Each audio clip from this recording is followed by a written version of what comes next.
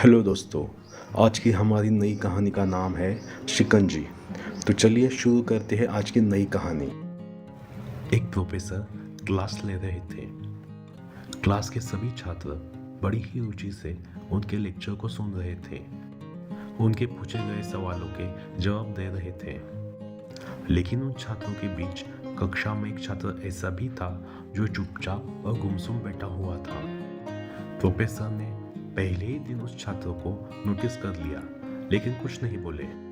लेकिन जब 4-5 दिन तक ऐसा ही चला तो उन्होंने उस छात्र को क्लास के बाद अपने केबिन में बुलवा लिया और पूछा, तुम हर समय उदास रहते हो, क्लास में अकेले और चुपचाप बैठे रहते हो, लेक्चर पर भी ध्यान नहीं होता है, क्या बात है, कुछ परेशानी है क्या?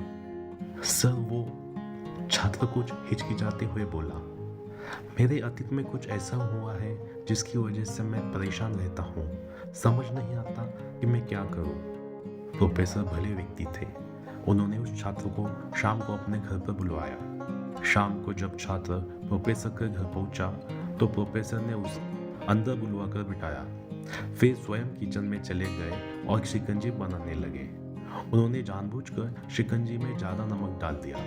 फिर किचन से बाहर आकर शिकंजी का ग्लास छात्र को देकर कहा, ये लो, शिकंजी पियो। छात्र ने गिलास हाथ में लेकर जैसे ही एक घूंट लिया, अधिक नमक के स्वाद के कारण उसका मुंह अजीब सा बन गया। हे देख, प्रोफेसर ने पूछा, क्या हुआ, शिकंजी पसंद नहीं आई?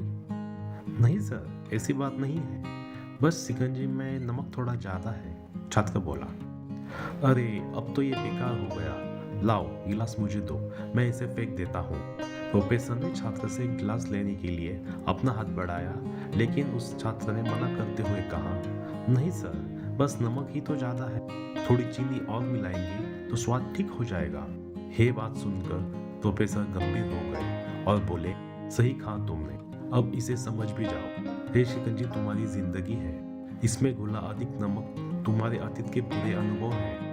जैसे नमक को शिकंजी से बाहर नहीं निकाल सकते, वैसे ही उन बुरे अनुभवों को भी जीवन से अलग नहीं कर सकते।